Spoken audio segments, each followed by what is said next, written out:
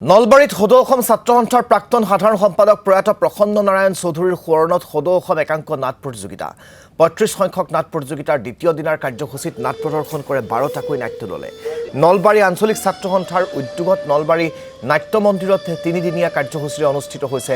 এই একাংক নাট প্ৰতিযোগিতাত শ্ৰেষ্ঠ নাট্য দলৰ সন্মান লাভ কৰে সন্ধানী নাট্য দলে বিভু নাটৰ বাবে তন্ময় ভৰদ্বাজে শ্ৰেষ্ঠ নাট্যকাৰ আৰু চিন্তন কটকীয়ে লাভ কৰে শ্ৰেষ্ঠ পৰিচালকৰ সন্মান প্ৰজন্ম নাট্য দলৰ ৰঞ্জন তালুকদাৰে শ্ৰেষ্ঠ অভিনেতা আৰু দীনবন্ধু নাট্য দলৰ পৰিস্মিতা দত্তই লাভ কৰে শ্ৰেষ্ঠ অভিনেত্ৰীৰ সন্মান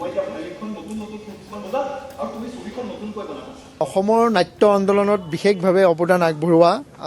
সদৌ অসম ভিত্তিত আয়োজন কৰা প্ৰসন্ন নাৰায়ণ চৌধুৰী একাংকীয়া নাট প্ৰতিযোগিতাই এইবাৰ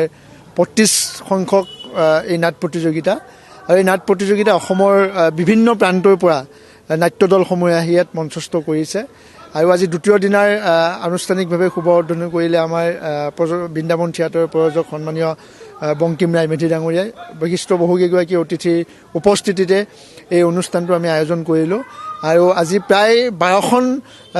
১২টি নাট্য দলে ইয়াত মঞ্চস্থ কৰিব তেখেতসকলৰ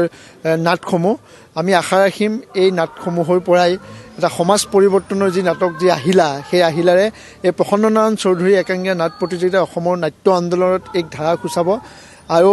প্ৰসন্ন নাৰায়ণ চৌধুৰী আমাৰ বাবে সদায় স্বাভিমান এটা সত্তা ৭২ মাধ্যম আন্দোলনৰ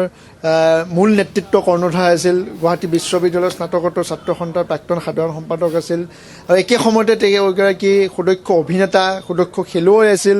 আৰু নলবাৰী এটা সম্পদ আছিল অসমৰ সম্পদ আছিল